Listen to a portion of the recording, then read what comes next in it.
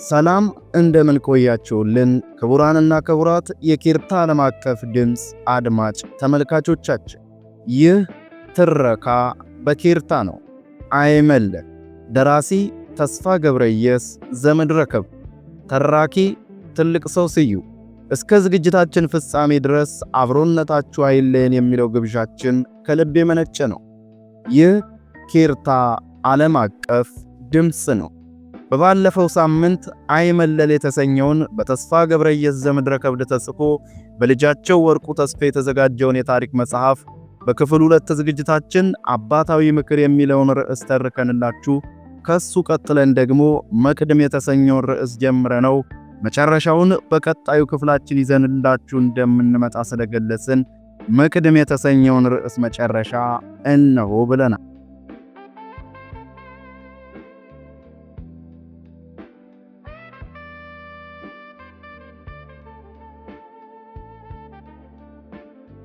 ነገደ ጉራጌ በአጼ አምደ ጽዮን ዘመነ መንግስት በ1327 ዓመተ ምህረት ከትግሬ ጉራ ከአካለ ጉዛይ ክፍል በአዝማች ስብሃት መሪነት የመጣ ሰራዊት በአይመለል መሰራቱን አለቃ ታዬ በጻፉት መጽሐፍ በአጭሩ የተገለጸ ቢሆንም መጽሐፉ የቀረውን ታሪክ በዝርዝር ያስረዳል።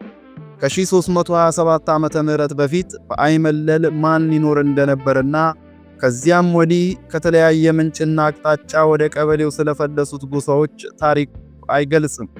አስቀድሞ እንደተመለከተው ሁሉ ከግራኝ በፊት የነበረው የታሪክ መዘክር በግራኝ ወረራ ጊዜ ጠፍቷል። ከዚያም በኋላ ህዝቡ በየወረዳው አስተዳዳሪውን በመምረጥ እንደ ህሊናው አመራር በተስማማበት ህግና ሃይማኖት በክርስቲያንነትና በእስላምነት እንዲሁም በልዩ ልዩ ልማድ ተለያይቶ በአስተዳደር አመራር ግን ተቀራርቦ እየተዳደረ የቆየ ቢሆንም አንድ ጠቅላይ አስተዳዳሪና መተዳደሪያ ህግ አልነበረው። ይህም በመሆኑ የቀድሞ አመራር ሁኔታ በተመልካቾች አንደበት እየተነገረ እስከ ዛሬ ሲስተላለፍ ቆየ እንጂ አንድ የታሪክ ገጽ ይዞ አልተገኘም። ህዝቡ በልማድና በህግ በሃይማኖትም የማይግባባበት ሁኔታ አልፎ አልፎ ቢያጋጥምም የአንድ ቤተሰብነቱን አቋምና የውስጥ አስተዳደሩን ሳይለይ የጥንት አወራረዱን ሐረግ ሳይዘነጋ እስካሁን ቆይቷል። የአንዱ ወረዳ ሰው የሌላውን ወረዳ ሰው በወገንነት ያየዋል እንጂ በባዕድ ዓይን አይመለከተው። ድንበርተኛ የሆኑ ወረዳዎች በመሬት ወይንም በአንዳች ምክንያት አልፎ አልፎ ሲጋጩም ሰብአ ጉራጌ ተነስቶ ያስታርቀዋል እንጂ አንዱን ለመርዳት ሲል ሌላውን ሲበድል አይታይም ነበር። በሃይማኖትና በልማድ ክርክር ተነስቶ መጨቃጨቅ አይወድም። ስለዚህም ከአይመለል ጀምሮ እስከ እናሪያ ድንበር ድረስ የሚገኝ የጉራጌ ህዝብ በወንድማማችነት ከመተያየት በስተቀር የተለያየበት ጊዜ የለም። በመሆኑም እስከ ዛሬ በህግ እየተመራ በፈተና ጊዜ በመደጋገፍ በፍቅር ኖሯል። የጉራጌ ወይም የቀቤና ተወላጅ በነበሩት ሐሰን አንጃሞ በተባሉ ቃሪ መሪነት አንድ ጊዜ ብቻ በሰብአ ጉራጌ ላይ የሃይማኖት ጦርነት ተነስቶ እንደነበር ይነገራል።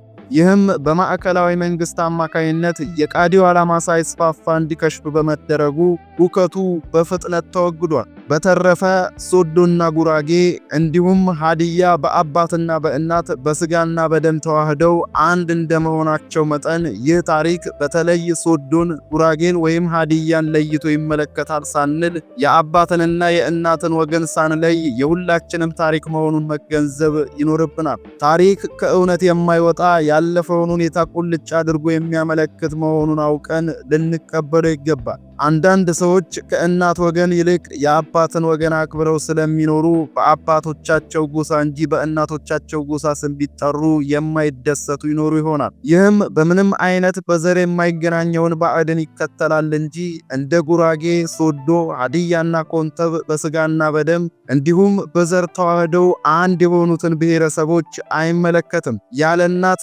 አባት የለም፣ ያለ አባት እናት የለችም። የህዝብ መሪ በሆኑት ቅዱሳት መጻሕፍት ዘንድ የአባትንና የእናትን ወገን አበላልጦ ማሳየት ያልተፈቀደ ነው። የተወለደ ሁሉ ሴትም ሆነች ወንድ እኩል ነው፣ ድርሻውም የተስተካከለ ነው። የአባትን ወገን አክብሮ የእናትን ወገን መናቅ አይገባም። በጎሳ በመከፋፈል በአባትና በእናት ወገን መሃል ልዩነት ብንፈጥር ፍቅርና አንድነት አይስፋፋልንም። እኛ በደምና በስጋ በዘር በልማድና በሃይማኖት በመሬት የተዋሃድነው ወንድማማቾች መራራቅን ብንፈጥር ከፍ ያለ ስህተት በመሆኑ ጉዳትን እንደሚያስከትል ከወዲሁ መገንዘብ ያሻል። በዚህች መጽሐፍ ውስጥ የጉራጌ ነገድ ከኤርትራ ከጉራ የመጣ ስለ አመጣጡም ሁኔታ በአጭሩ ተገልጿል። የጉራጌ ሕዝብ ስለመሆኑና ባህል ልማዱና ስርዓቱም ተጠቅሷል። በተጨማሪም በንግድ፣ በዕደ ጥበብ፣ በእርሻና በአርበኝነት እንዲሁም በተለያዩ ሙያዎች የታወቀው ጠንካራና ታታሪ የሆነው የጉራጌ ነገድ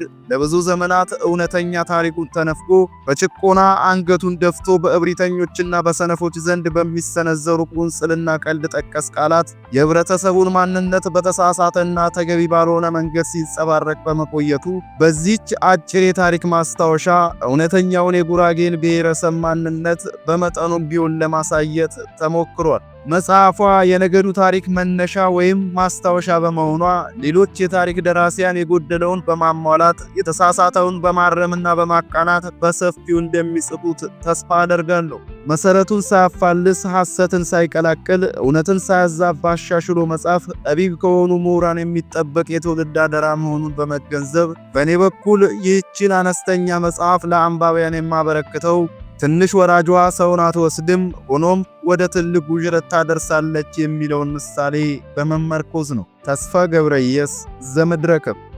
ክቡራንና ክቡራት የኬርታ ዓለም አቀፍ ድምፅ አድማጭ ተመልካቾቻችሁ ክፍል 3ን በዚሁ ያጠናቀቀን ሲሆን በሁለት ክፍል የተዘጋጀው ይህ መጽሐፍ በአንደኛው ክፍል የጉራጌ ወይም የሶዶ ጎርደና ሕዝብ አጭር የታሪክ ማስታወሻ ያሉትን ክፍል ምዕራፍ 1ን ከታሪክ ማህደር ሰብአ ጉራጌ በአይመለል የተሰኘውን ርዕስ በክፍል 4 ዝግጅታችን በሰፊ ይዘንላችሁ እንመጣለን። እስከዚያው ቸር ቆዩልን።